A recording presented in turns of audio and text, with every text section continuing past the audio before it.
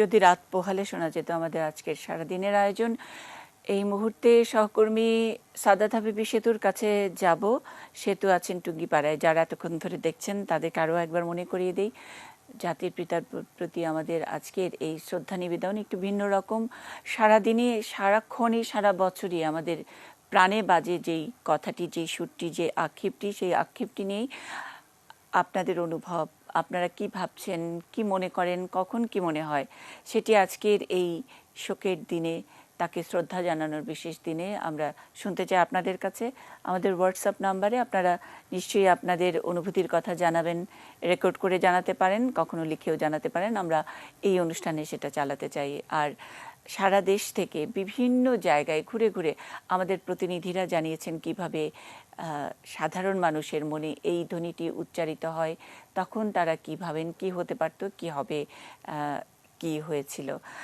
আমরা সাদাত হাবিবি সেতুর কাছে আরও একবার যাব। তিনি টুঙ্গিপাড়ায় আছেন, যেখানে আজ সকাল থেকেই, অর্থাৎ সেই রাষ্ট্রীয় অনুষ্ঠানের জাঁকজমক ব্যাপারটি নেই, কারণ আজকে আমরা জানি যে এরকম শোক দিবস যখন উদযাপন করছি তখন সারা বিশ্বে মহামারী, এই মহামারীর নিয়ম মেনেই তারপরেও জাতির পিতার প্রতি শ্রদ্ধা জানাতে সারাদিনই থেকে থেকে মানুষ আসছেন। কখনো কখনো তার যেই বঙ্গবন্ধুর যে মাজার, সেই জায়গাটা ভেতরে অনেক সময় অনেকে ঢুকে পড়ছেন, আবার খালি করা হচ্ছে।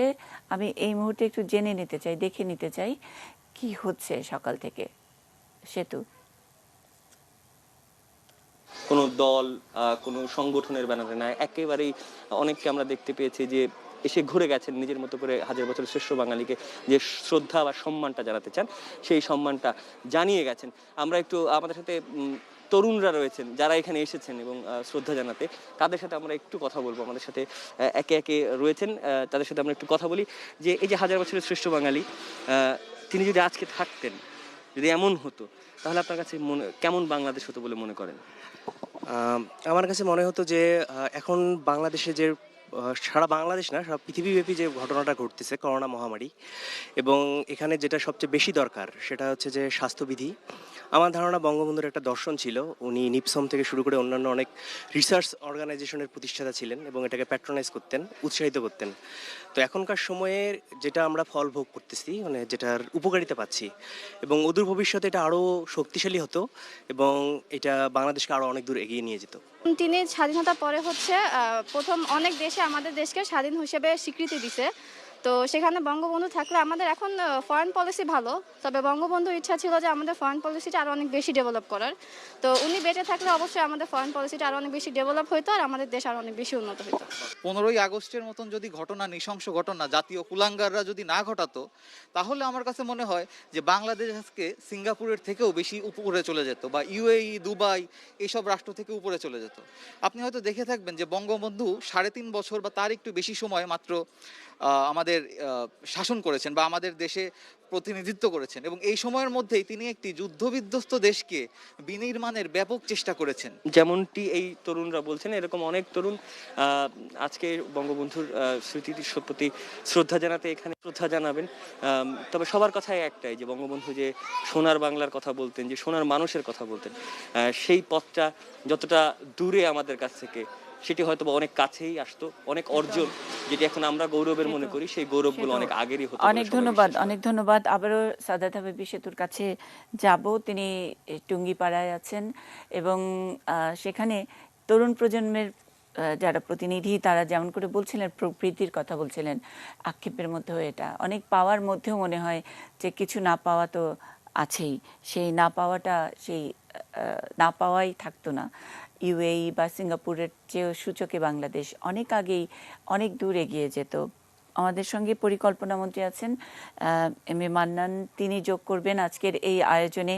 যদি রাত পোহালে শোনা যেত, পরের লাইনটি বঙ্গবন্ধু মরে নাই, অর্থাৎ বঙ্গবন্ধু থাকলে আর কি আরও কত তাড়াতাড়ি কিভাবে হতো, অথবা তার যে হারানোর বেদনা সেটাকে শক্তিতে পরিণত করেই বা আসলে বাঙালি কিভাবে আমরা এগিয়ে নিতে পেরেছি। মাঝে অনেক ষড়যন্ত্রের কথা জানি, মাঝে অনেক নৃশংস ঘটনার কথা জানি, এমনকি জাতির জনকের যার নেতৃত্বে এখন বাংলাদেশ এগিয়ে চলেছে, তাকেও কতবার করে হত্যা প্রচেষ্টা চলেছে, সেগুলোর মধ্যে দিয়েও বাংলাদেশ এগিয়ে যাচ্ছে। আমরা মাননীয় পরিকল্পনা মন্ত্রীর কাছ থেকে এই মুহূর্তে এই শ্রদ্ধাঞ্জলি নিবেদনের অনুষ্ঠানে তার কথা শুনবো। স্যার, আজকে সারা জাতির সঙ্গে অবশ্য আমরাও আমাদের মহান জাতির পিতার প্রতি আমরা শ্রদ্ধা প্রদর্শন করছি। আমি আমার মন্ত্রণালয়ে একটু আগে অনুষ্ঠান করে এসেছি, আমাদের সকল কর্মকর্তা কর্মচারী সবাই ছিলেন। বঙ্গবন্ধু সম্বন্ধে কী বলবো, এত ধরনের আবেগ এসে একসঙ্গে চাপ দেয় আমাদের মতো বয়সের মানুষের। কারণ আমরা তো ওই সময় বেড়ে উঠেছি, তিনি যখন মধ্যকর্ণে 60-এর দশকে, তখন আমরা যুবক তরুণ। সুতরাং তাকে দেখা এবং তার উপরে ভরসা করে আমরা তখন বেড়ে উঠেছি। যে আমাদের বোধহয় যে দুর্দিন ছিল পাকিস্তানিদের নিচে থেকে, সেটা থেকে বোধহয় আমরা বেরিয়ে আসবো এবং আমাদের ত্রাতা এসছেন, এটা বিশ্বাস আমাদের প্রজন্মের প্রায় সকলেরই ছিল। এটা আমার স্মরণে আছে এখনো। এই স্থানে তিনি কেন আসলেন, এইটাই প্রশ্ন আমি আমার নিজেকে করি। এই উপমহাদেশে তথা এই অঞ্চলে, বাংলায় আরও অনেকেই নানাভাবে এই বিষয়টাকে সামনে আনার চেষ্টা করেছিলেন। ব্রিটিশ উপনিবেশবাদের বিরুদ্ধে কথা বলেছিলেন, আরও অনেক উপনিবেশবাদ এখানে ছিল, নানাজন নানাভাবে চেষ্টা করেছেন, সেগুলো আমরা সামান্য ইতিহাস জানি। কিন্তু এই প্রথম একদম বাংলা হৃদভূমি থেকে, বাংলার অন্তর থেকে বেরিয়ে এসছেন তিনি। তাকে আমরা চিনি, তিনি আমাদের কাছে প্রিয়, কারণ তিনি আমাদের চেনা আপনজন।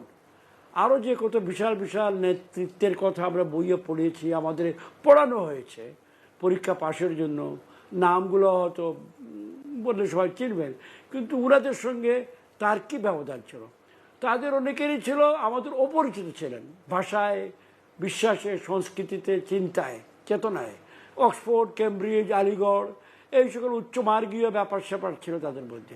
কিন্তু বাংলার খেটে খাওয়ার মানুষ, ধান কাটা, নৌকার মাঝি, চিংড়ি মাছ ধরে এখানে ওখানে কাজ করে খায়, রিক্সা চালায়, লক্ষ লক্ষ কোটি, প্রায় 80% মানুষ বাংলার এই নিম্ন অর্থনৈতিক স্তরের, তাদের চিন্তা চেতনার সঙ্গে মিলাতে পেরেছিলেন প্রথমবারের মতো এই ব্যক্তি। আমি আমার ক্ষুদ্র ইতিহাস জ্ঞানে আরও একজন আমাদের এই বাংলায় প্রায় কাছাকাছি গিয়েছিলেন। সুভাষ বসুর প্রতি আমার দুর্বলতা কম বয়সে ছিল, আমি তাকে মহাভাব দেখতাম, এখনও আছে, কিন্তু শেষ মুহূর্তে গিয়ে তিনি একটু একটু ছিটকে গেলেন মতন। বঙ্গবন্ধুও শুরুতে যে লড়কে লেঙ্গে পাকিস্তানের সঙ্গে ছিলেন ওই সময়ের চাপে, কিন্তু অতি দ্রুত তিনি ওখান থেকে বেরিয়ে আসতে পেরেছিলেন, অন্যরা আসতে পারেন। এই হলো তার প্রধান কৃতিত্ব।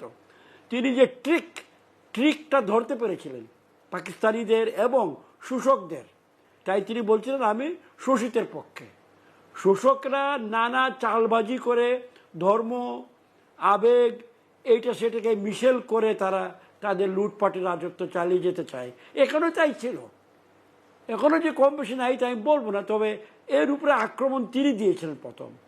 এই উপমহাদেশে যে বেনিয়া শোষণের যে একটা চক্র, এই চক্রকে সার্থকভাবে অন্যরা আপোষ করে কিন্তু নেতৃত্বে গেছেন। আমি নাম বললে অনেকে আমাকেও বলবে এটা কী বলে, অন্য অনেক মহান ব্যক্তিবর্গে তারা আপোষ করে গেছেন, বঙ্গবন্ধু আপোষ করেন নাই।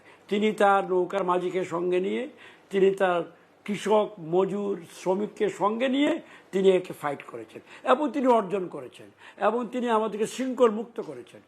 তিনি আমাদের ভাষায় কথা বলেন, আমাদের খাবার খান, তিনি আমাদের চিন্তায় চিন্তিত। সুতরাং তিনি তো আমাদের মহান পিতা, তিনি তো আমাদের মহান ভ্রাতা, বন্ধু, সব কিছু। তাই তিনি বঙ্গবন্ধু। এই পর্যায়ে আজ পর্যন্ত কোনো বাঙালি পৌঁছাতে পারে নাই। সেটা তো এমনিতেও বিবিসি একটা বৈজ্ঞানিক সার্ভে করেছিল কয়েক বছর আগে, পৃথিবীর সকল বাঙালিরা ভোট দেওয়ার অধিকার ছিল ইলেকট্রনিক্যালি। তিনি বাই ফার সবাইকে ছাড়িয়ে শ্রেষ্ঠ বাঙালি হিসেবে নিজেকে প্রতিষ্ঠা করেছিলেন স্বাভাবিকভাবে। আমরা এটা বলতেই পারতাম। সুতরাং আমি যে বলছি তার শক্তির কোথায়, তিনি সাধারণের মধ্যে অসাধারণ। সীমার মাঝে যেমন অসীম, তিনি সাধারণের মধ্যে অসাধারণ।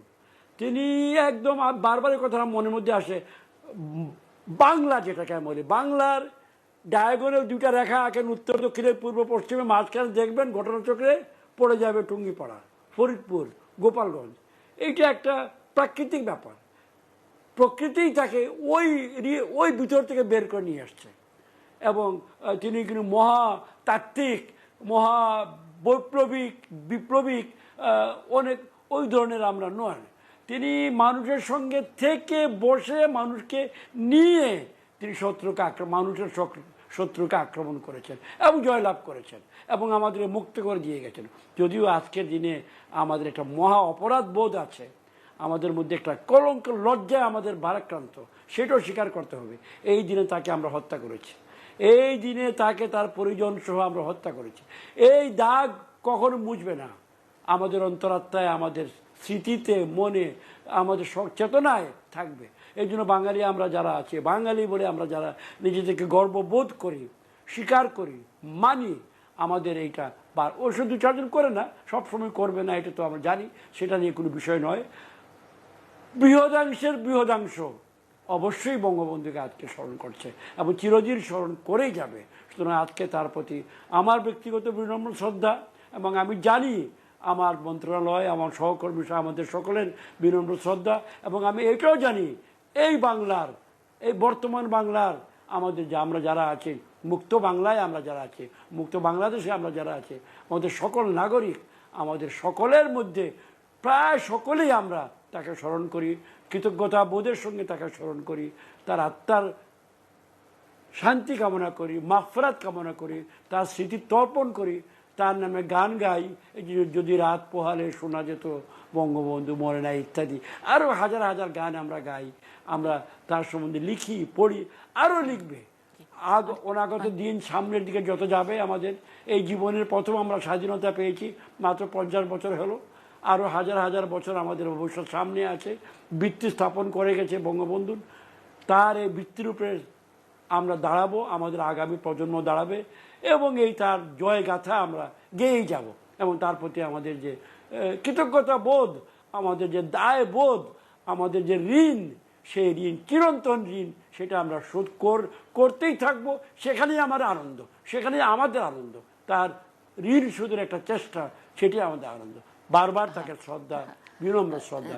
আপনাদেরকে এই আয়োজনের জন্য আমি ধন্যবাদ জানাই। আপনার কথা শুনতে শুনতে আপনি আমাদেরকে একেবারে আবেগে ভাসিয়ে দিলেন। শুনতে চেয়েছিলাম প্রবৃত্তির কথা, শুনতে চেয়েছিলাম সিঙ্গাপুর থেকে কখন এগিয়ে যেতে পারত, তার সবকিছু ছাপিয়ে আপনি সাধারণের অসাধারণ গল্পটি অন্যভাবে ছড়িয়ে দিলেন আজকের এই শোক শ্রদ্ধার এই অনুষ্ঠানে। আমরা আবারও তাকে বারবার করেই আমরা তার যেই ভাষণ, বক্তৃতা, কথা, স্মৃতিচারণ, ডায়েরি, বারবার করে সব কথায়, সব আলোচনায় তিনি কোথায় জানি একটা দাগ রেখে গেছেন। আমাদের আর্কাইভ খুঁজে যদি ওই অংশটি একটু দেখাই, যেটা আপনি বলছিলেন মাননীয় মন্ত্রী, যে তার সেই নৌকার মাঝে, তার সেই কুলি, তার সেই মজুর, তার সেই সাধারণ মানুষ, তাদেরকে নিয়ে, তাদের শক্তি নিয়ে তিনি অসাধারণ বিশ্বনেতা হয়েছেন। এবং সেই কথাটি সবসময় মনে রাখাও একটা বিরাট অসাধারণত্বের একটা ব্যাপার। শুধু মনে রাখা নয়, মনে করিয়ে দেওয়া। এবং তিনি নিজেই অসাধারণ হয়ে ওঠেননি, তিনি সবাইকে, বাঙালির মানুষকে কৃতজ্ঞতা বোধে অসাধারণ হয়ে ওঠার জন্যও কিন্তু তাগিদ দিয়েছেন। আমরা তার একটা ভাষণের অংশ শুনি, সেটা 1975 সালের 26শে মার্চের ভাষণ, সোহরাওয়ার্দী উদ্যানে। তিনি কেমন করে বলছেন, আমরা কারা, আমরা কে, আমরা কার দ্বারা মানুষ হচ্ছি, আমরা কার দ্বারা কিভাবে এগিয়ে যাচ্ছি। বঙ্গবন্ধু।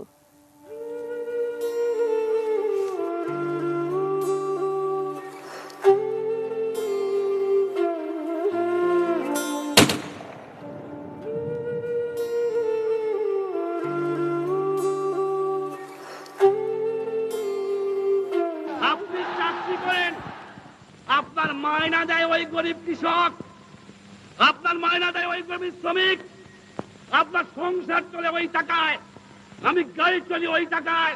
ওদের সম্মান করে কথা বলেন, ওদের ইজ্জত করে কথা বলেন, ওরাই মালিক, ওদের সংসারই চলে। এ বেটা কোত্থেকে আসলি? সরকারি কর্মচারীকে বলবো মনে রেখো, এই স্বাধীন দেশ ব্রিটিশ কলোনি নয়, পাকিস্তানি কলোনি নয়।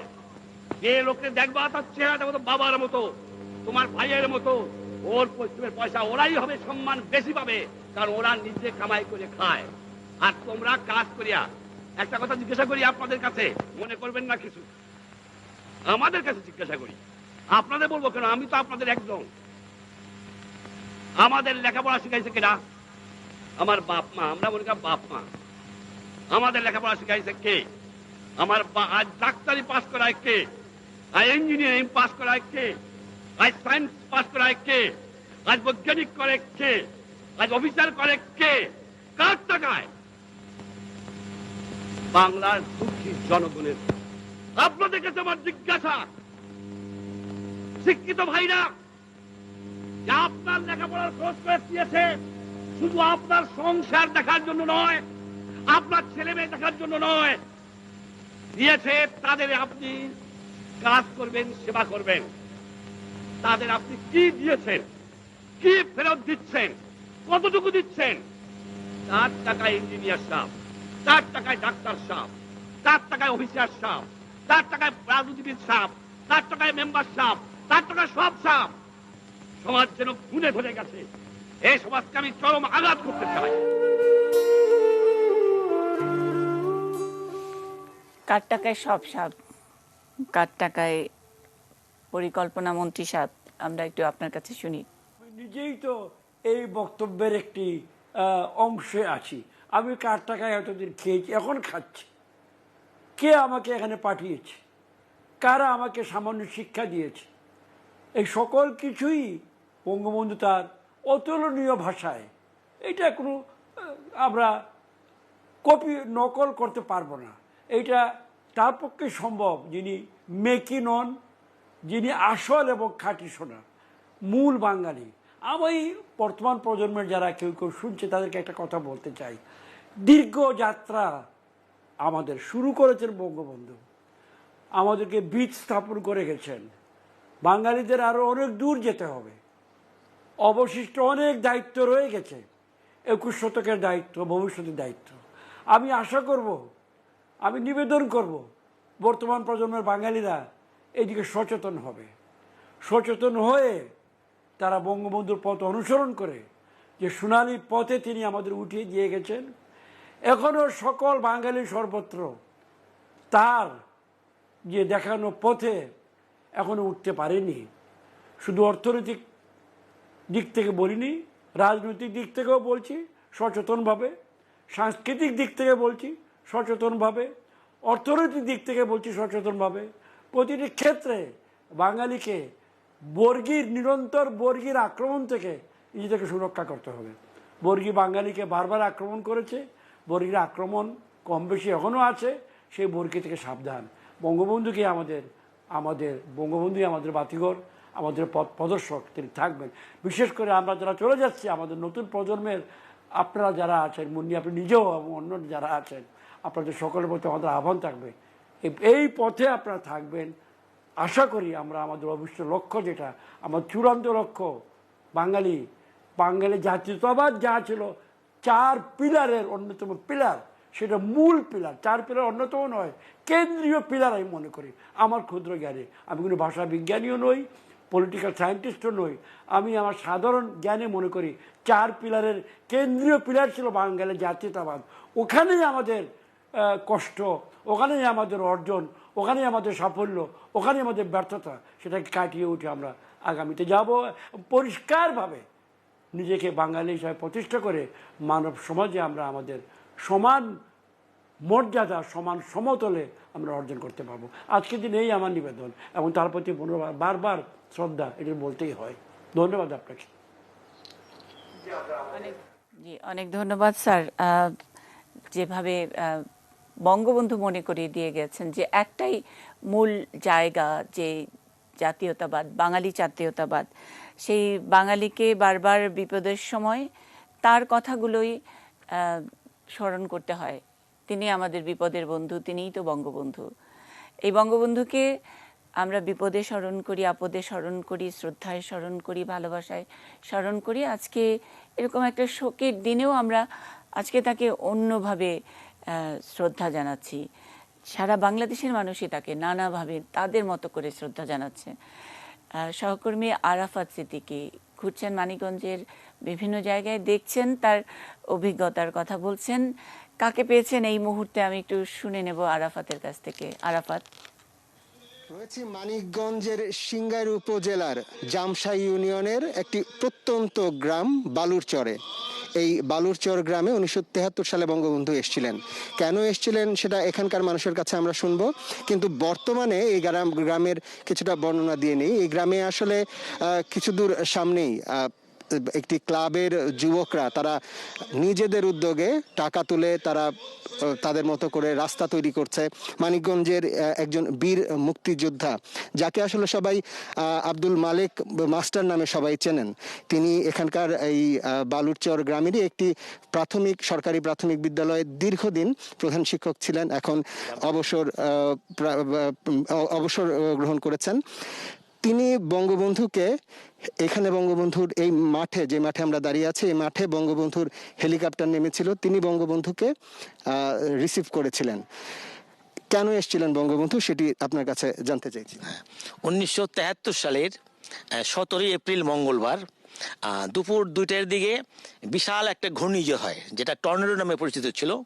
সেই ঝড়ে 150-র উপরে লোক মারা গিয়েছিল এবং 4-5 লোক অনডেড হয়েছিল, আহত হয়েছিল। তাই দেখার জন্য পরের দিন ঠিক 18 তারিখ সকাল 8টার সময় হেলিকপ্টার নিয়ে উপস্থিত। তিনি তো তখন রাষ্ট্রপতি ছিলেন। হ্যাঁ, তিনি যখন রাষ্ট্রপতি ছিলেন তখন দৌড়ে কাছে গেলাম, হেলিকপ্টার থেকে নামিয়ে ওনাকে আমি পায়ে সালাম করে দিতে গেছিলাম, স্যার কেমন আছেন। প্রোটোকল ছিল না সাথে? না, সাথে কোনো প্রোটোকল ছিল না, কোনো পুলিশ ছিল না, শুধু একমাত্র প্রয়াত নেতা জিল্লুর রহমান ছিলেন ওনার সাথে। তো আমি যখন সালাম করতে গেলাম ওনাকে সিঁড়িতে, উনি বললেন স্যার কেমন আছেন। উনি বললেন স্যার কাকে বলে রে, আমি না তোদের বঙ্গবন্ধু, আমি না তোদের মুজিব ভাই, আমাকে মুজিব ভাই বলবি। যদি তার 2 বছর পর বঙ্গবন্ধুকে যদি এইভাবে নৃশংসভাবে হত্যা করা না হতো, যদি তিনি আজকে বেঁচে থাকতেন বা তিনি যদি তার পুরো সময় বাংলাদেশকে দিয়ে যেতে পারতেন, তাহলে আসলে বাংলাদেশের অবস্থা, আজকের অবস্থা কি হতো? আপনি তো মুক্তিযোদ্ধা, আপনাদের কি প্রত্যাশা? আমার প্রত্যাশা এবং আমার ধারণা যে উনি যখন মারা গেলেন 74-75 অর্থ বছরে, তখন আমাদের এই বাংলাদেশের প্রবৃদ্ধি ছিল 9 পয়েন্ট সামথিং। কিন্তু উনি যদি জীবিত থাকতেন তাহলে আমরা অনেক উপরে বিশ্বের দরবার আমরা অর্থনৈতিকভাবে স্থান করে নিতে পারতাম। কার মানুষ এবং সেই সঙ্গে বীর মুক্তিযোদ্ধা তারা একটি দাবি জানিয়েছিলেন যে এখানে সেই বঙ্গবন্ধুর আসার যে স্মৃতি সেটি যাতে সংরক্ষণ করা হয়, এখানে যাতে একটি স্মৃতিসৌধ তৈরি করা হয়, এমন দাবি তারা জানিয়েছেন সারা দেশের বিভিন্ন জায়গায়। অনেক ধন্যবাদ। আজকে এই শোকের দিনে, তাকে শ্রদ্ধা জানানোর দিনে অনেক রকমের দাবি উঠছে। আমার বঙ্গবন্ধুর বিভিন্ন জায়গায় যেখানে পদধূলি পড়েছে, তিনি হঠাৎ করে ছুটে গেছেন, সেই সব জায়গায়ও যেন একটা অন্তত কিছু থাকুক। এইসব মানুষগুলো যারা আজকে কথা বলছেন তারা হয়তো সব সময় থাকবে না, কিন্তু পরের প্রজন্ম, অর্থাৎ বাঙালি হিসেবে যেই মানুষটি, যেই হিউম্যান, যেই সোল, যে আত্মাটি নিজেকে পরিচয় দিবেন এই বিশ্ব দরবারে, তিনি যেন অন্তত বাংলাদেশের এই বঙ্গবন্ধুর নাম, বঙ্গবন্ধুর কথা, বঙ্গবন্ধুর স্মৃতি, বঙ্গবন্ধুর এই পদধূলির কথাগুলো অন্তত মনে রাখেন। তাদের জন্যে এই আবদারটুকু এখন একজন বীর মুক্তিযোদ্ধা জানালেন সহকর্মী আরাফাত সিদ্দিকী মানিকগঞ্জ থেকে। বারবারই কিন্তু উঠে আসছে যে যদি রাত পোহালে শোনা যেত বঙ্গবন্ধু মরে নাই, বারবারই আমরা বোধহয় পরিসংখ্যান, সেই প্রবৃদ্ধি, এগুলোর হিসেব করি। অনেকেই বলছেন, তরুণ প্রজন্মের অনেকেই এই কথাই বলছেন, প্রবৃদ্ধিতে কোথায় চলে যেতাম, কোথায় যেতাম আমরা। একটু গবেষণা করেছেন সহকর্মী মফিদুল তপু, তার কাছ থেকে একটু শুনে নেই, তারপর আমরা আবারও মাননীয় পরিকল্পনা মন্ত্রী তার এই পর্যায়ে, এই পর্বের শেষ বক্তব্যটুকু করবেন। আগে মফিদুল তপু রিপোর্টটি দেখে আসি। যুদ্ধবিধ্বস্ত দেশ পুনর্গঠনে বঙ্গবন্ধু ভরসা রেখেছিলেন তারুণ্যের শক্তিতে, জোর দিয়েছিলেন শিক্ষায় এবং কৃষি ও শিল্পের সমন্বিত উন্নয়নে। রাস্তা তোমাদের নিজেদের করতে হবে, ফসল উৎপাদন তোমাদের করতে হবে। এ এক অবিস্মরণীয় অধ্যায়। মাত্র ৩.৫ বছরের মধ্যে দিন রাতের কঠোর পরিশ্রমে দক্ষিণ এশিয়ার প্রতিবেশী দেশগুলোর চেয়ে শুধুমাত্র বৈদেশিক মুদ্রার রিজার্ভ বাদে এগিয়ে বাংলাদেশ। বঙ্গবন্ধু চেয়েছিলেন যে কোনো মূল্যে এই সাফল্য ধরে রাখতে। ১৯৭৩ সালে ইতিহাসের ভয়াবহতম বন্যার পরের বছরই কৃষিতে বাম্পার ফলন। ১,২৩,০০,০০০ মেট্রিক টনের বেশি খাদ্যশস্য উৎপাদন করেও পরিবহন আর অবকাঠামোগত সমস্যা মেটাতে কঠিন বাস্তবতায় পড়তে হয় বঙ্গবন্ধুকে। পাশাপাশি বিদেশি ষড়যন্ত্র মোকাবেলায় আরও কঠোর সিদ্ধান্ত নিতে বাধ্য হন তিনি। সমাজতান্ত্রিক যেই অর্থে সারা পৃথিবী বোঝে সেটা কিন্তু তিনি ছিলেন না। তিনি ছিলেন একটা প্র্যাগম্যাটিক লিডার, এক অত্যন্ত বাস্তবানুক একজন নেতা, যিনি সামাজিক সুবিচার চেয়েছেন, আবার গণতন্ত্রও চেয়েছেন। ১৯৭৪ সালে মাত্র ৫ বছরের জন্য সমাজতন্ত্র আর পুঁজিবাদের মিশেলে দ্বিতীয় বিপ্লব কর্মসূচি হাতে নিয়েছিলেন বঙ্গবন্ধু। চেয়েছিলেন বাংলাদেশের অর্থনীতিকে আমূল বদলে দিতে। কিন্তু ৭৫-এর ১৫ই আগস্ট ইতিহাসের নিকৃষ্টতম নৃশংসতায় সপরিবারে হত্যা করা হয় তাকে। সমালোচকদের মুখে ছাই দিয়ে আধুনিক যুগের অর্থনীতিবিদরা বঙ্গবন্ধুর সেই মডেলকে আখ্যা দিয়েছেন প্রফেশনাল ওয়েলফেয়ার ইকোনমি নামে। এই না হলে কি বঙ্গবন্ধু? Mofidul Tapu, ATN news, Dhaka. মাননীয় মন্ত্রী, শেষ মন্তব্য আপনার। ধন্যবাদ আপনাকে। আমি প্রফেসর আতিউরের কথা শুনলাম। বঙ্গবন্ধুর যে রাজনৈতিক বক্তব্য, রাজনৈতিক চিন্তা সম্বন্ধে আমি আগের মন্তব্যে আমার নিজের করে কিছু বলেছি। অর্থনৈতিক বিষয়ে যেটা বিচার করার অবস্থা আমার নেই, তবে আমি যেটুকু আমার নিজের অভিজ্ঞতা দেখছি, তিনি অ্যাকচুয়ালি যেটা প্রফেসর আতিউর বললেন, ঠিক সমাজতান্ত্রিক বিপ্লবী ওইরকম কিছু তাকে কোনো একটা নির্দিষ্ট জায়গায় বেঁধে রাখা যাবে না। তিনি ছিলেন, শেষ বিচারে যদি একটা শব্দ ইউজ করতে হয়, কল্যাণবাদী, ন্যায় বিচারবাদী। তিনি চাইতেন তার বাংলার মানুষ, তাদেরকে তিনি ভাই বোন বলতেন সবসময়, ভাইয়েরা আমার, বোনেরা আমার, তারা যেন ন্যায় বিচার পায়, তারা যেন এমন একটা রাষ্ট্রে বসবাস করে যে রাষ্ট্র ন্যায় বিচার নিশ্চিত করবে এবং যে রাষ্ট্র তার প্রয়োজনগুলো, তার একদম সর্বনিম্ন প্রয়োজনগুলো ন্যায় বিচারের মাধ্যমে প্রতিষ্ঠা করে। এই জন্য তার যে প্রথম যে কাজটি করেছিলেন, দেখেন 10 জানুয়ারি দেশে ফিরলেন, 31 জানুয়ারি তিনি পরিকল্পনা কমিশন গঠন করেছিলেন, যেখানে আমার কাজ করার সৌভাগ্য হয়েছে। এবং কি যে তার তখন তোলপাড় ছিল সারা দেশে, পরিকল্পনা কমিশনে কত রকম পরিকল্পনা বানাচ্ছে দেশের জন্য, এবং প্রতিটি বিষয়ে বঙ্গবন্ধু আছেন সামনে। তার একটি অন্যতম ছিল জাতীয়করণ, ছিল একটা, যেটা নিয়ে অনেক ক্রিটিকেরা পরে নানা অ্যাঙ্গেল থেকে তাকে নানা ধরনের মন্তব্য করে। তিনি যেগুলো অ্যাবান্ডন পাকিস্তানে ফেলে গিয়েছিল সেগুলোকে জাতীয়করণ নয়, টেক ওভার করেছিলেন। পড়েছিল রাস্তায়, ধ্বংস হয়ে যাবে, এগুলো নিজের হাতে নিয়ে এসেছিলেন। এইটাকে জাতীয়করণ বলা হয় না। আরও কিছু কিছু পাট এবং তুলার ক্ষেত্রে তিনি জাতীয়করণ করেছিলেন, সেটা বাধ্য হয়ে করেছিলেন যে এগুলোকে হাতে না নিলে তিনি আগে দেখতে হবে তার সম্পদ কত আছে, তারপরে তিনি পরিকল্পনা করবেন।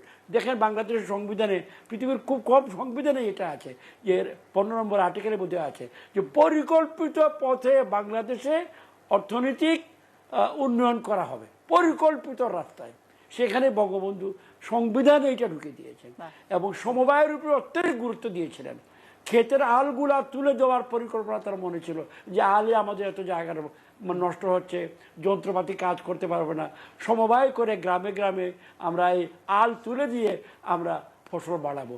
ফসল বাড়াবার একটা অবিশ্বাস্য, এখনও তো আমরা 9% পড়তে পারিনি, আমরা 8 ক্রস করেছিলাম। যে ভদ্রলোক বলল 74 সালে তাকে হত্যা করার আগের বছরে তিনি 9 পর্যন্ত বাংলাদেশের অর্থনীতি প্রবৃদ্ধি অর্জন করেছিল। এটা ম্যাজিক, ওই লাইনে আমরা এখনও পৌঁছাই নাই।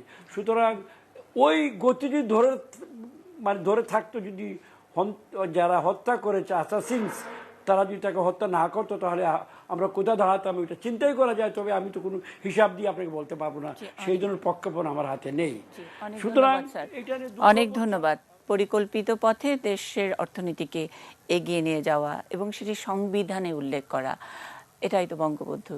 এবং সেজন্যই কি তিনি তার সব সময় যে কৃতজ্ঞতা বোধ তিনি ভিতরে ভিতরে নিজের সঙ্গে কথা বলতেন, মনে মনে কৃতজ্ঞতা প্রকাশ করতেন সেই মহাশক্তি স্রষ্টার প্রতি, এবং যা দেখেছেন বাংলার মানুষের ভালোবাসা, বাংলার মাটির জল এবং শক্তি, মানুষের শক্তি, সেটাকেই বোধহয় বারবার করে শ্রদ্ধা জানিয়েছেন তার মতন করে। গান শুনেছেন দেবব্রত বিশ্বাসের এই গানটি তিনি প্রায় শুনতেন। আজ আমাদের জাতির জনকের এই শ্রদ্ধা নিবেদনের এই ক্ষণটি, এই অংশটুকু শেষ করি সেই গানটি শুনতে।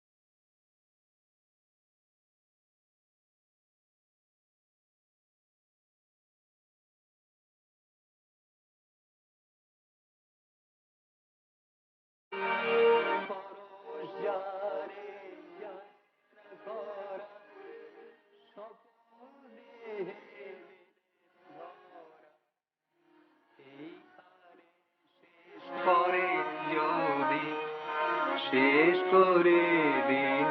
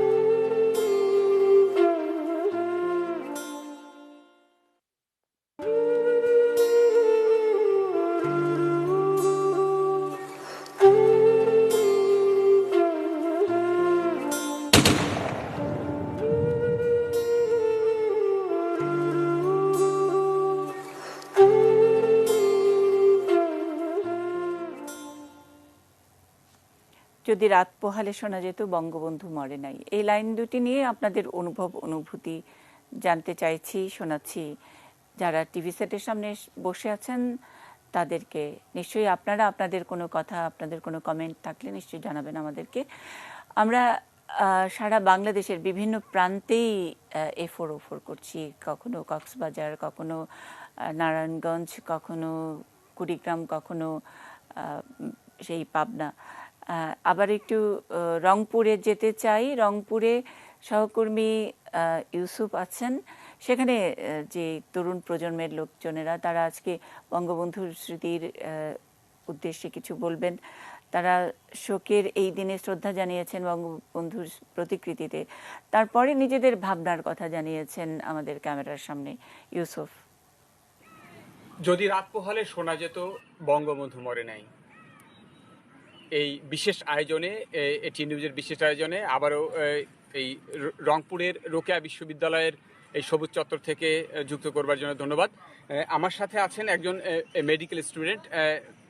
তার কাছে জানবার যে বিষয় সেটি হচ্ছে যে যদি বঙ্গবন্ধু 15ই আগস্ট মারা না যেতেন আসলে, তাহলে এই বাংলাদেশের সমৃদ্ধিটা কিভাবে হতো? যে যদি 15ই আগস্ট না আসতো, যদি বঙ্গবন্ধু অলৌকিকভাবে ফিরে আসতেন আজ আমাদের মাঝে, তাহলে কেমন হতো আমাদের আজকের বাংলাদেশ? দৃঢ়ভাবে বলতে পারি, বাংলাদেশ হতো বঙ্গবন্ধুর সোনার বাংলা, স্বপ্নের বাংলা। সে বাংলা হতো কৃষকের বাংলা, শ্রমিকের বাংলা, সাধারণ মানুষের জন্য এক সোনার বাংলা। 1971 সালে যে মহান মুক্তিযুদ্ধ হয়েছে, সেই মুক্তিযুদ্ধ সংগঠিত হওয়ার নেপথ্যে যে সমস্ত সূচক ছিল, সেই সমস্ত সূচকের অন্যতম একটা ছিল যে অসাম্প্রদায়িক বাংলাদেশ গড়া। সেখানে আরেকটা অনেক বড় লক্ষ্য ছিল যে বৈষম্যহীন বাংলাদেশ গড়া। বঙ্গবন্ধু শেখ মুজিবুর রহমান এই জাতির সামনে যে স্বপ্ন হাজির করেছিল সেটি হচ্ছে সাংস্কৃতিক ক্ষেত্রে মানুষের একটা অবাধ সংস্কৃতি চর্চার পরিবেশ গড়ে উঠবে, চিন্তা চেতনার ক্ষেত্রে একটা মুক্ত পরিবেশ তৈরি হবে। জাতি জনকের এই আদর্শের মধ্যে যে তরুণ প্রজন্ম আমরা যারা রয়েছি, তারা মুজিব আদর্শে লালন পালন করে আমরা স্বাধীন বাংলার স্বপ্ন যেভাবে দেখেছিলেন, ঠিক সেই স্বপ্ন যেন আমরা বাস্তবায়ন করতে পারি এবং আমরা তরুণ প্রজন্ম যেন বাংলাদেশকে সেই সোনার বাংলা হিসেবে ভূমিকা গঠন করতে আমরা ভূমিকা রাখতে পারি, সেই প্রত্যাশা আমরা দেখছি। ধন্যবাদ। আমরা আবারও ফিরছি আমাদের এটি নিউজের স্টুডিওতে। ধন্যবাদ ইউসুফ। আমি একটু আরাফাত সিদ্দিকীর কাছে যেতে চাই। আরাফাত মানিকগঞ্জে আছেন। একটু আগে আমরা আরাফাতের মানিকগঞ্জ থেকে কথা শুনেছি। মানিকগঞ্জে রাজনৈতিক কিছু কর্মকাণ্ড চলছে এই মুহূর্তে। আরাফাত সেখানে আছেন। আরাফাত, মানিকগঞ্জে আজকে এমন একজন মানুষকে আমরা পেয়েছি যাকে বাংলাদেশের প্রতিটি মানুষের কাছে আলাদা করে পরিচয় করিয়ে দেওয়ার কিছু নেই। তিনি সঙ্গীত সম্রাজ্ঞী শিল্পী মমতাজ বেগম। তার একটি রাজনৈতিক পরিচয় আছে। তিনি এখানে একটি অনুষ্ঠানে এসেছিলেন, সাধারণ দরিদ্র মানুষের কাছে নিজে উদ্যোগে আসলে বস্ত্র বিতরণের একটি অনুষ্ঠানে এসেছিলেন। সেখানে এসে তার সঙ্গে আমরা কথা বলতে চেয়েছি এবং তার কাছে জানতে চাইব, যদি বঙ্গবন্ধু আজকে বেঁচে থাকতেন, আজকে বাংলাদেশকে আপনারা কোথায় দেখতেন, কোথায় নিয়ে যাওয়ার পরিকল্পনা করেছিলেন তিনি? আমি বলতে চাই যে আজকে আমরা যেই অবস্থায় জাতির পিতার কন্যার নেতৃত্বে আমরা আসছি, এটি আরো অনেক বছর আগেই আমরা এই অবস্থানে চলে আসতাম। আজকে যে অবস্থান আছে তার চাইতে অনেক অনেক গুণ বেশি ভালো অবস্থানে এই বাঙালি জাতি এই দেশটি থাকতো। আমরা যে ইউরোপের কথা বলি, আমরা হয়তো আমাদের দেশের আশেপাশের রাষ্ট্রগুলোর কথা বলি, যে সমস্ত দেশে এখন পর্যন্ত আমাদের দেশের মানুষ শ্রমিক হিসেবে কাজ করতে চায়, আমি মনে করি যে আজকে জাতির পিতা যদি বেঁচে থাকতেন, হয়তো অন্য দেশের মানুষ এই দেশে শ্রমিক হিসেবেই কাজ করতে আসতো।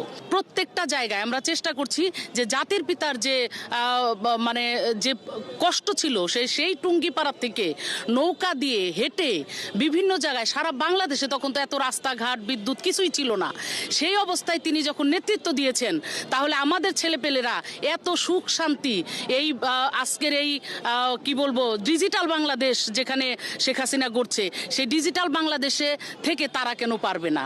তারা তাদের ডিজিটাল পদ্ধতিতে, তারা তাদের শিক্ষার মাধ্যমে তারা এই ইতিহাসকে সঠিকভাবে জেনে এটাকে তারা কাজে লাগাবে। অনেক ধন্যবাদ আপা। আমরা আজকে সারাদিনই মানিকগঞ্জে ছিলাম, মানিকগঞ্জের বিভিন্ন জায়গায় গিয়েছি। ধন্যবাদ আরাফাত। আমরা আরাফাতের কাছ থেকে আবারও হয়তো নতুন কোনো কিছু নিয়ে মানিকগঞ্জের খবর শুনবো। পূর্ববিবশ আমাদের সঙ্গে আছেন, আরও আমরা সঙ্গে পেয়েছি শ্রদ্ধেয় জ্যোতিপ্রকাশ দত্তকে। জ্যোতিপ্রকাশ দত্ত এবং পূর্ববিবশ একই সঙ্গে একই ফ্রেমে আজকে এটি নিউজের এই অনুষ্ঠানে আমরা পেয়েছি। শ্রদ্ধা জানাচ্ছি দুই গুণী মানুষকে।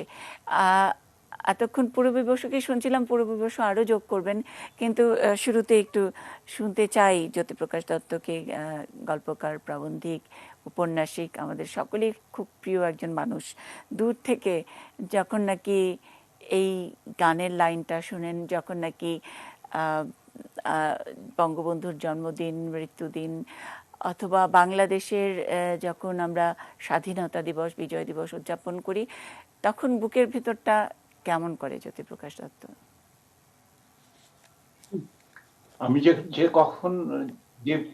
প্রথম শুনেছিলাম যে বঙ্গবন্ধুকে হত্যা করা হচ্ছে, সেদিন আমি এক অন্ধকার ঘরের ভেতরে মেঝের উপরে বসে পড়া ছাড়া আমার আর কিছু করার ছিল না।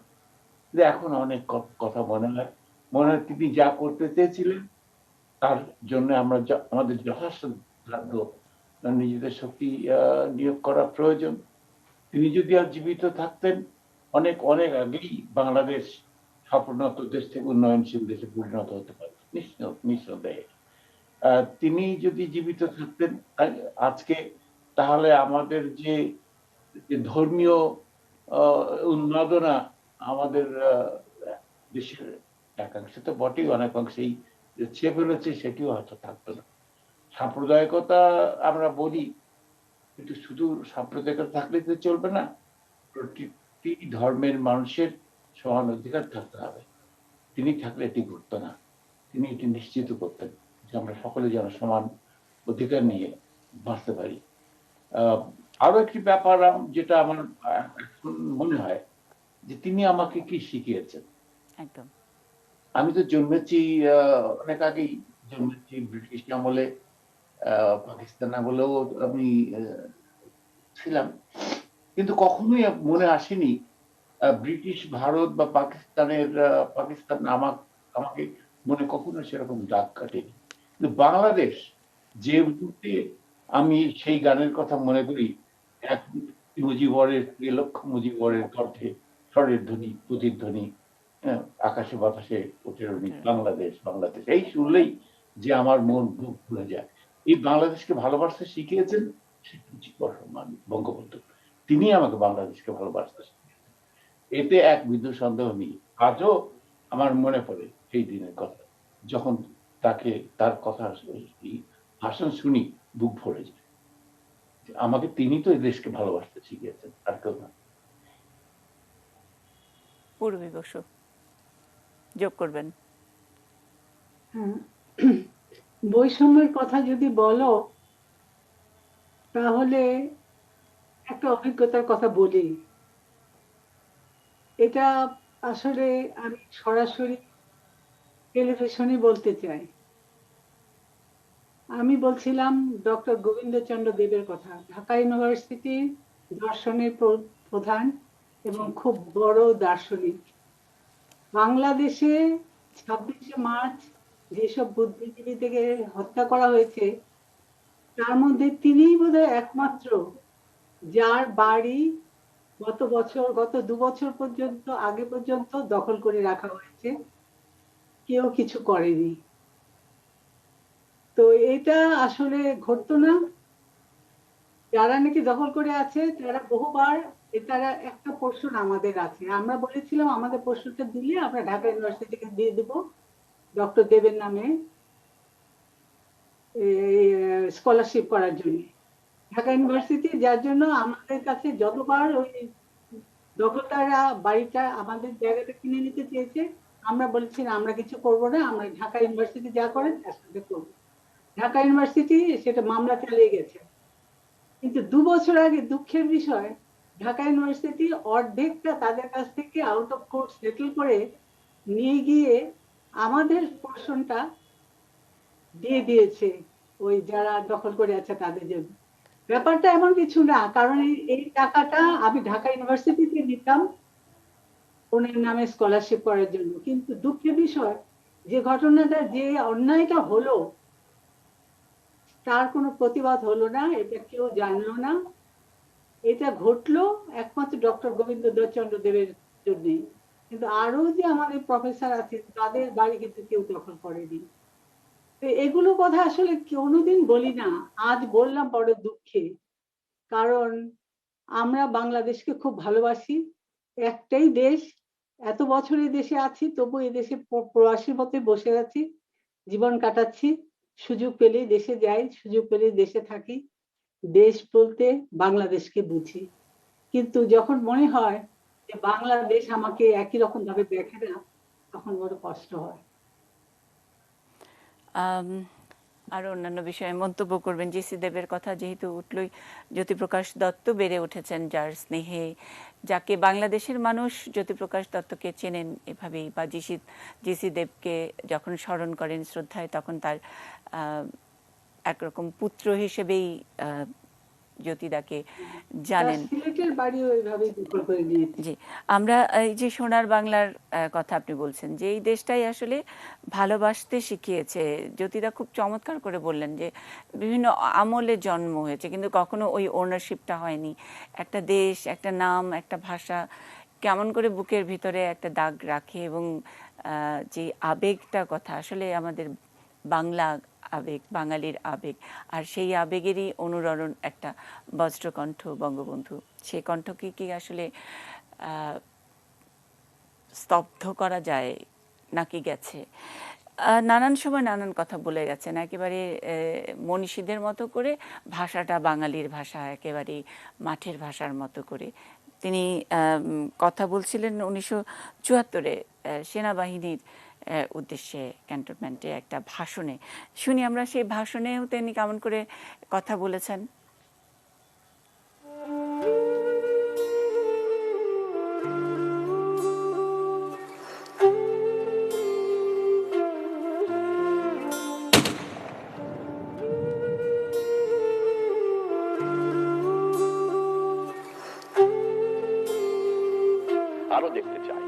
সে কি জানো, সোনার বাংলা দেখতে চাই, আরো দেখতে চাই কি জানো, দুঃখী মানুষের মুখে হাসি ফুটাতে চাই, আরো দেখতে চাই এদেশের দুঃখী মানুষ পেট ভরে ভাত খাক, গায়ে কাপড় পড়ুক, অত্যাচার অবিচার জুলুম বন্ধ হয়ে যাক, এইটি আমি দেখতে চাই। কেমন করে একটা লোক নিজের দেশের মাতৃভূমিকে বিক্রি করতে পারে পয়সার লোভে, ভাবতে আমি শিহরিয়া উঠি। প্রধানমন্ত্রী আসতে পারে অনেক, প্রধানমন্ত্রী যেতে পারে অনেক, আমি তোমাদের প্রধানমন্ত্রী হিসেবে কথা বলছি না, আমি তোমাদের জাতির পিতা হিসেবে আদেশ দিচ্ছি, তোমরা সৎ পথে থেকো, মাতৃভূমিকে ভালোবাসো। তুমি আমাকে খুন করতে পারো একবার। আবার বোধহয় জ্যোতিপ্রকাশ দত্ত যোগ করবেন এই প্রসঙ্গে।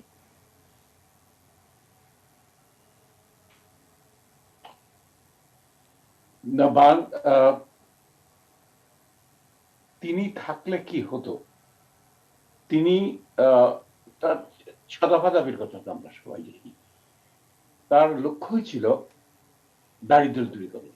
তিনি এই সোনার বাংলা বলি আমরা সর্বদাই, আসলে সোনার বাংলার অর্থ এটি যে সকলে যেন অন্তত খেয়ে পড়তে বাঁচতে পারে, এইটি তার স্বপ্ন ছিল। এবং আমি নিশ্চিত যে তিনি যে উদ্দেশ্যে যাত্রা করেছিলেন, আমরা একটু আগে একটা দেখলাম না, 73-74 প্রবৃদ্ধি রয়েছে 9.5,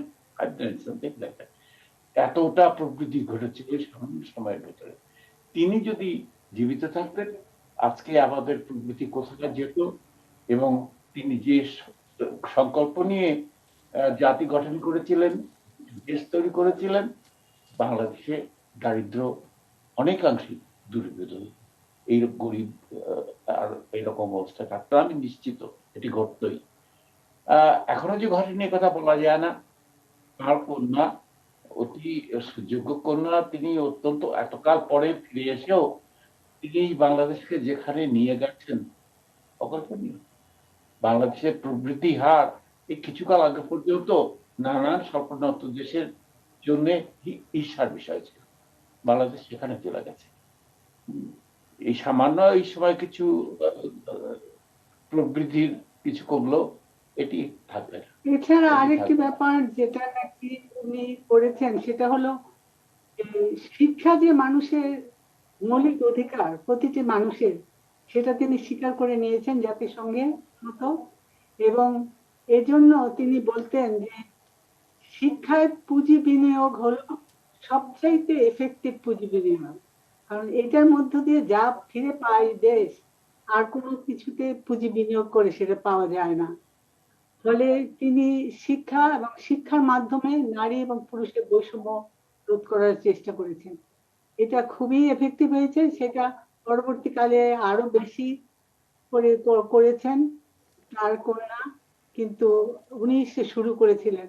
এবং এই যে মেয়েদের সব জায়গায় বসানো আর কি, এই যে স্থানীয় সরকার, তারপরে পার্লামেন্টে, তারপরে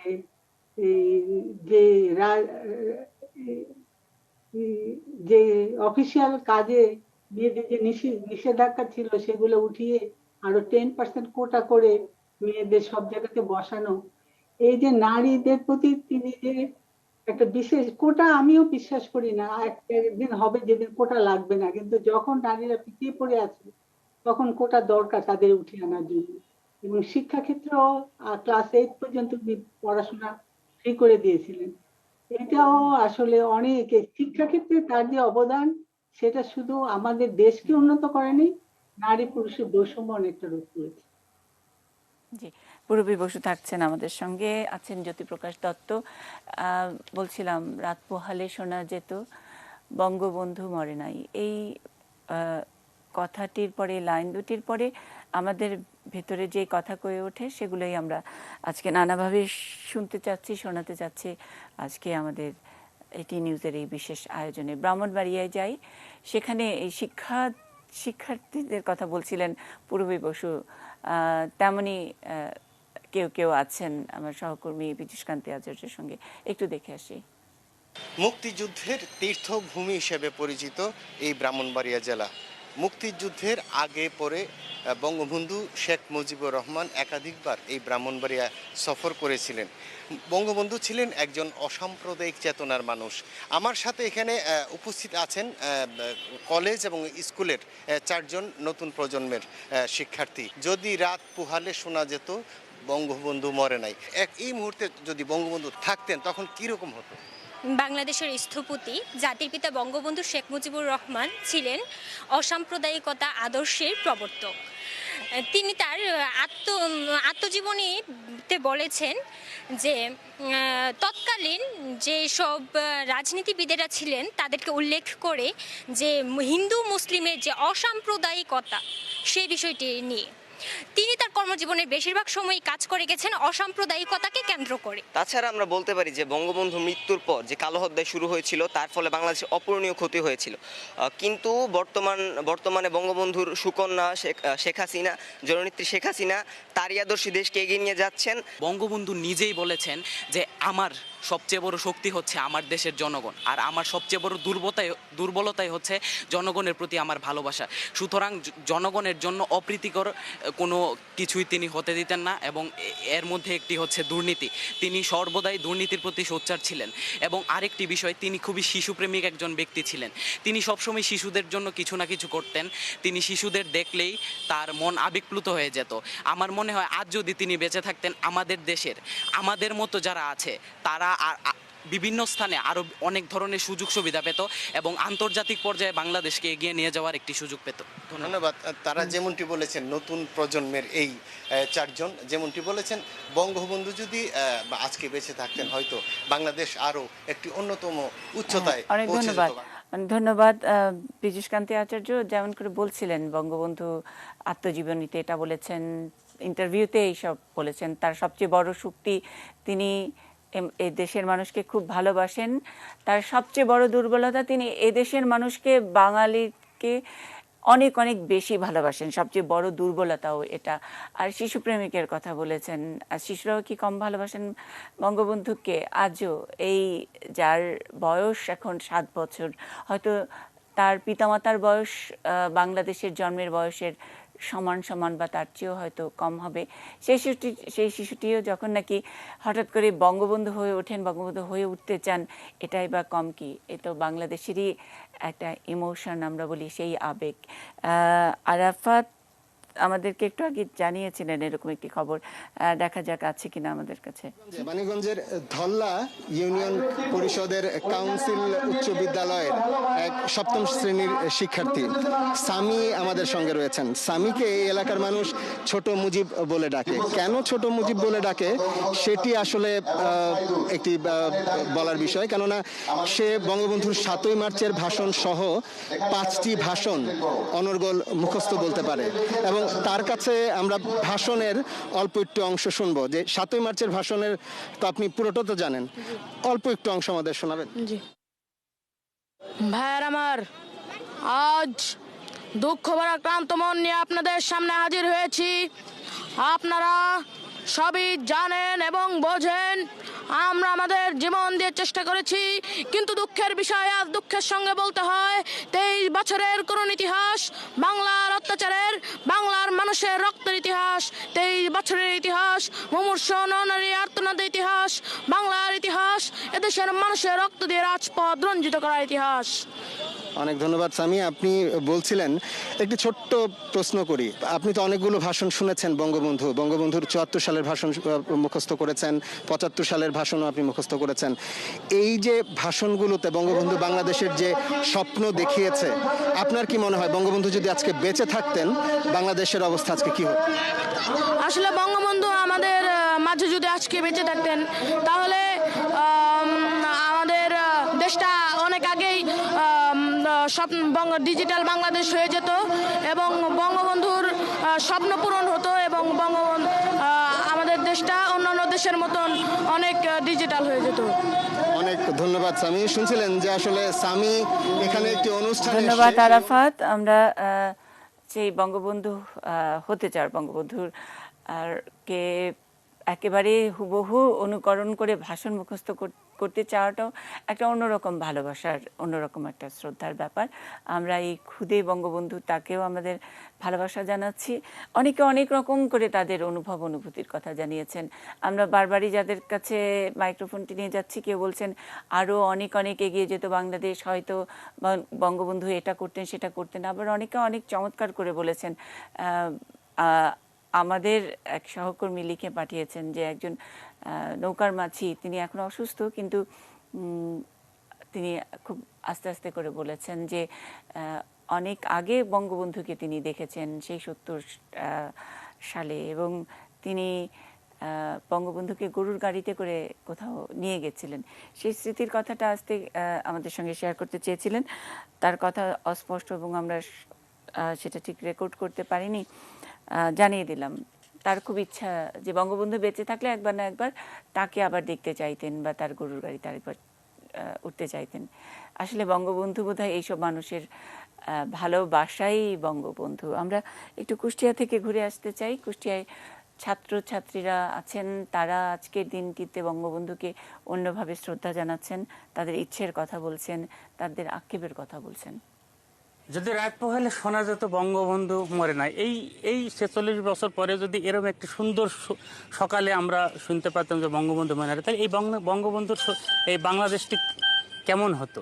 তা আমি এই বিষয়ে জানতে চাবো, এই প্রজন্মের যারা নতুন প্রজন্মের যারা আছেন তাদের কাছে জানতে চাবো যে বঙ্গবন্ধু সোনার বাংলাদেশ গড়ার ক্ষেত্রে তাদের যে প্রত্যয় ছিল, তাদের ভাবনাটা কি।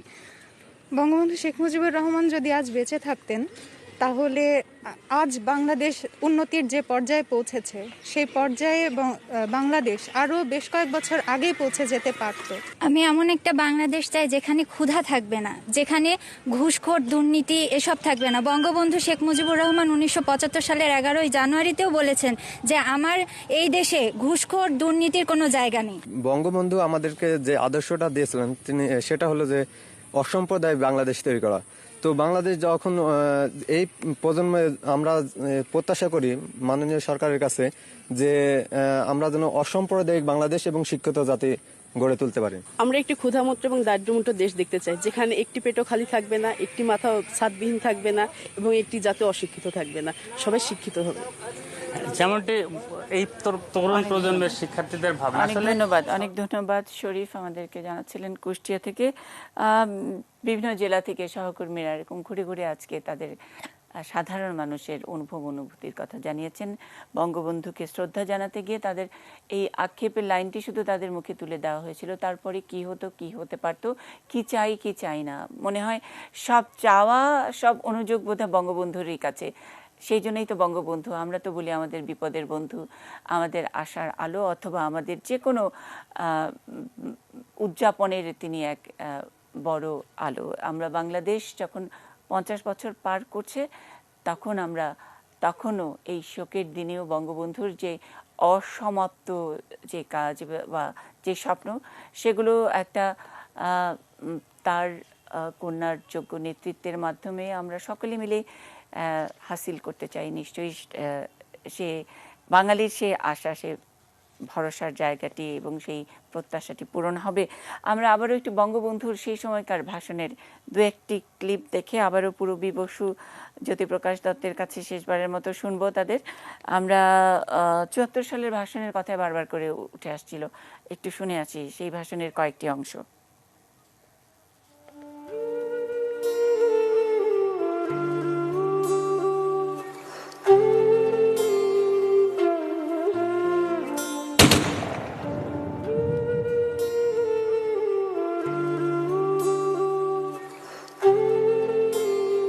আমার মুখ কালা করো না, কারণ দেশের মুখ কালা করো না, সায়চাত করি মানুষের মুখ কালা করো না। তোমরা আদর্শবান হও, সৎ পথে থেকো, মনে রেখো মুখে হাসি বুকে বল তেজে ভরা মন, মানুষ হইতে হবে মানুষ যখন। মাঝে মাঝে আমরা অমানুষ হয়ে যাই। আরো দেখতে চাই, সে কি জানো, সোনার বাংলা দেখতে চাই। আরো দেখতে চাই কি জানো, দুঃখী মানুষের মুখে হাসি ফুটাতে চাই। আরো দেখতে চাই এদেশের দুঃখী মানুষ পেট ভরে ভাত খাক, গায়ে কাপড় পড়ুক, অত্যাচার অবিচার জুলুম বন্ধ হয়ে যাক। এইটি আমি দেখতে চাই।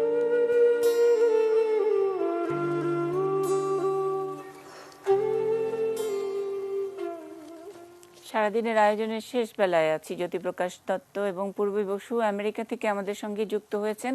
এখন ভোর রাত, সেই 1975-এর আজকের এই 15ই আগস্টের ভোর রাত্রার কথা স্মরণ করলে শিহরে উঠি আমরা সকলেই, যে কেমন ছিল সেই ভয়ার্ত রাতটি। নিশ্চয়ই স্মৃতির কথা কিছু বলবেন, ব্যক্তিগত অভিজ্ঞতার কথা কিছু বলবেন। আমরা জ্যোতিপ্রকাশ দত্তের কাছে আরেকটু শুনতে চাই। বাংলাদেশ স্বাধীন হওয়ার পরে আমরা তখন ছাত্র ছিলাম, পুরো একটি বছর মুক্তিযুদ্ধের জন্য আমরা আমেরিকা চষে বেরিয়েছি বাংলাদেশ কথা বলতে। বাংলাদেশ স্বাধীন হয়েছিল, আমাদের মনে বড় শান্তি ছিল, স্বস্তি ছিল, নিরাপদে আমরা আমাদের লেখাপড়ায় মন দিয়েছিলাম। পিএইচডি করছিলাম, তো তখন মনে কোনো রকমের উদ্বেগ ছিল না। দেশ স্বাধীন হয়েছে, দেশ আছে, আমি আছি। সেই সময় এক ভোরবেলায় একেবারে প্রায় শেষ রাত্রিতে যখন আমাদের এক বন্ধু টেলিফোন করে বললো আমাকে যে I just heard it on the radio, Sheikh Mujib has been killed. আমি তাকে বলেছিলাম, are you joking with me?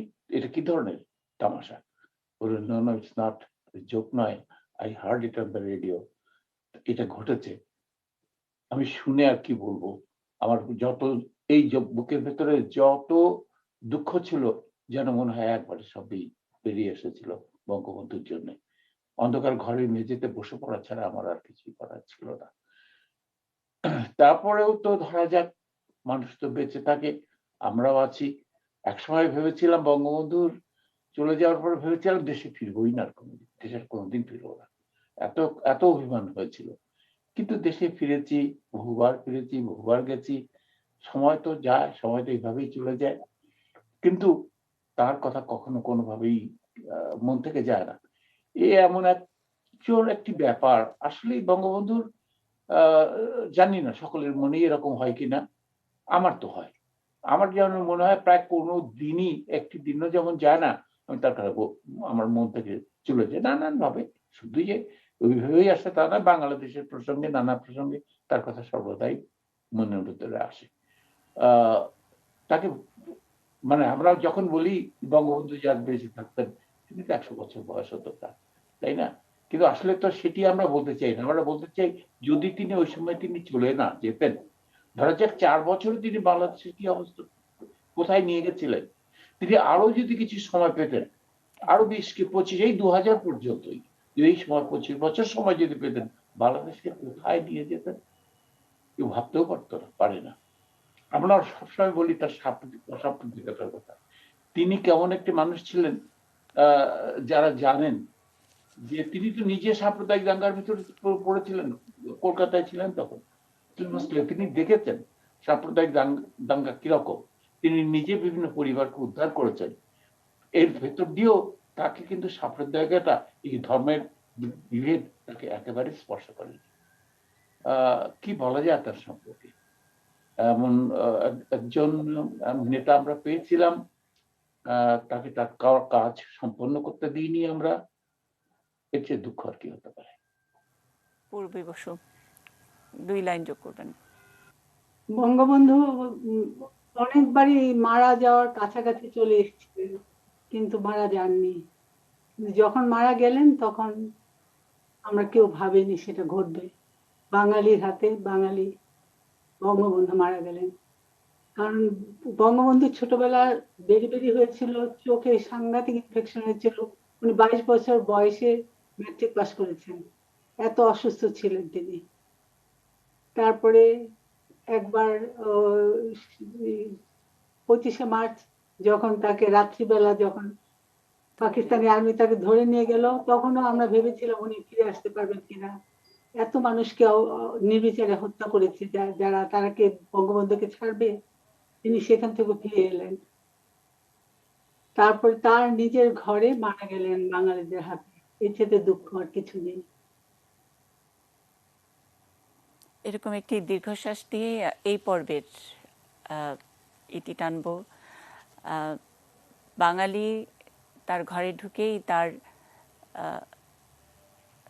আমরা বলি যে হিমালয়কে তার বাড়ির যেই সিঁড়ির উপরে সেখানে পড়ে থাকার একটা দৃশ্য রচনা করলো। বাঙালি নিজের জাতির হিসেবে নিজের গায়ের উপরেই একটি পিতা হন্তারকের কলঙ্ক নিয়ে নিল। এই কলঙ্ক নিয়েই আমরা হয়তো কাটাতে হবে। আর যে স্বাধীনতা দিয়েছেন, যে সূর্যটা এঁকে দিয়েছেন, সেই সূর্যের একেবারে টকটকে লাল রঙেই তার সমাধিটি আজ বোধহয় ফুলে ফুলে ঢাকা। এই পর্যায়ে আজকের আয়োজন থেকে শেষ যে নিবেদন, বঙ্গবন্ধু স্মৃতির প্রতি আমাদের যে শ্রদ্ধা, একটা গান শ্যামল মিত্রের গাওয়া, সেই গানটি দিয়ে শেষ করছি। জয় গৌরবে স্মরণে যে চিরদিন জানিলে খারবে, মরণে হারায়ে তোমারে খুঁজে পাই, তুমি আছো মন বলে তাই। তোমার সমাধি ফুলে ফুলে ঢাকা, কে বলে আজ তুমি নাই, তুমি আছো মন বলে তাই।